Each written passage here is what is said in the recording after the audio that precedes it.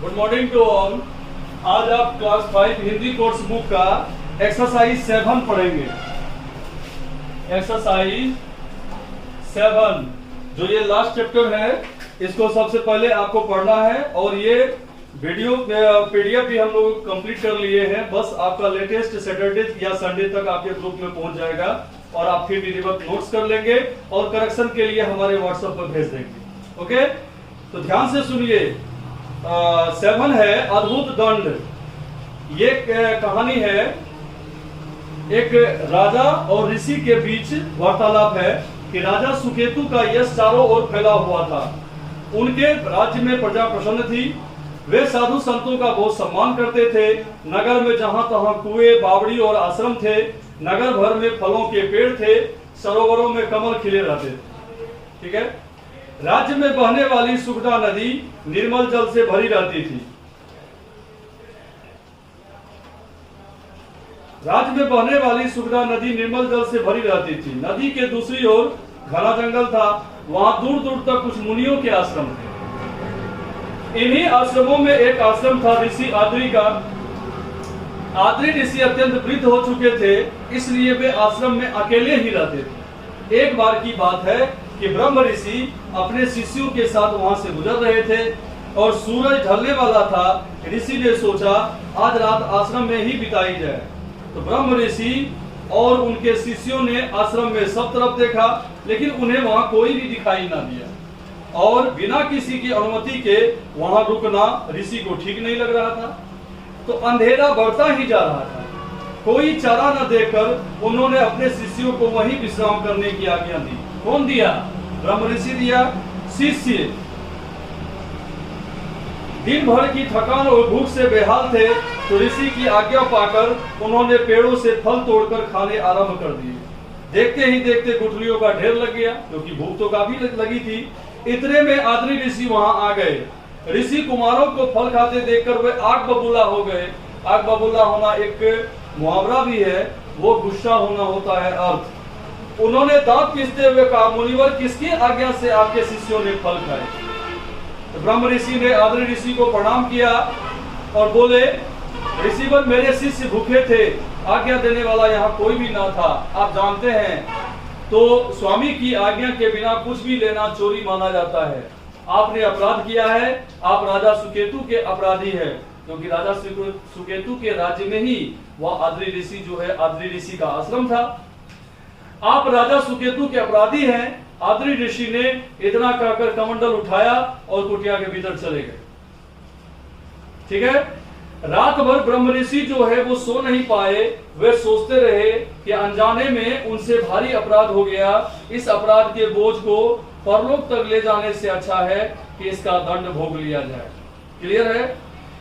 दंड भोगने से पाप अवश्य नष्ट हो जाता है, नष्ट हो जाएगा।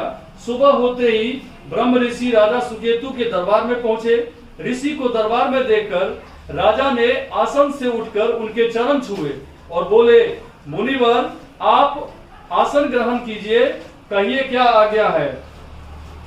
तो उसके बाद कहिए क्या आज्ञा है? तो राजन मैं आसन ग्रहण नहीं कर सकता, मैं तुम्हारा अपराधी हूँ। मेरे शिष्यों ने बिना अनुमति लिए तुम्हारे फल खाए हैं, इसलिए तुम मुझे दंड देकर इस अपराध से मुक्त कर सकते हो। ब्रह्म ऋषि ने हाथ जोड़कर कहा। राजा सुकेतु बोले, ऋषिवर भला मैं आपको दंडित कैसे कर सकता हूँ? राजन अब जो है इस पर ब्रह्म ऋषि देखिए क्या बोलते हैं। राजन अपराध का दोष तो दंड भोगने से ही समाप्त हो सकता है, अन्यथा मेरी समस्त तपस्या पर पानी फिर जाएगा।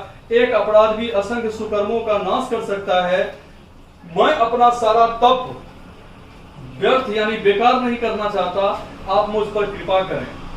ब्रह्म ऋषि ने कहा, ऋषिवर मैं आपकी आज्ञा अनुसार आपको दंड देता हूं कि आज सूर्य ढलने से पूर्व आप और आपके शिष्य अपने खाए फलों की गुठलियों को नगर की सीमा पर रोक दें। उन गुठलियों से पौधे निकलेंगे, वे बड़े होंगे और उन वृक्षों पर लगने वाले फलों में आपका आशीर्वाद भी होगा। तो ये कहानी जो है बहुत ही इंटरेस्टेड है। राजा सुकेतु ने यह कहकर ब्रह्म ऋषि के चरण छुए। ब्रह्म ऋषि और उनके शिष्यों ने नगर सीमा पर फलों की गुठलियां बोई और राजा सुकेतु ने उनके इस कार्य में मदद की।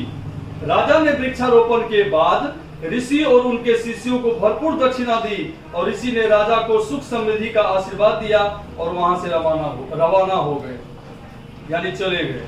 समझ में आ गया? इसका शब्दार्थ आपको याद करना है।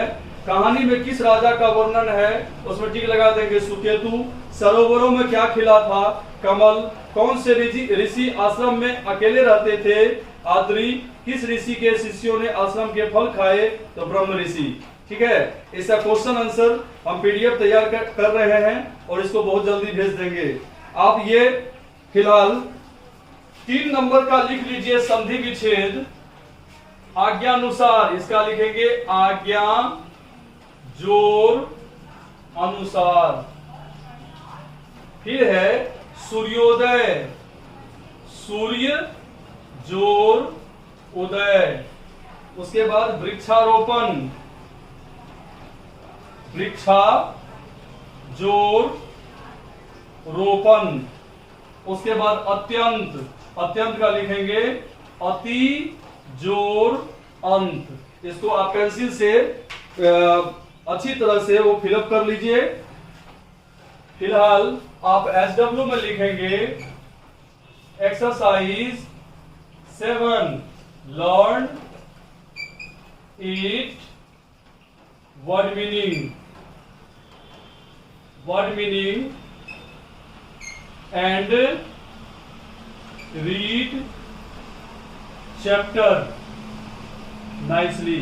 यानी कि आपको चैप्टर भी जो है एक बार जरूर पढ़ें।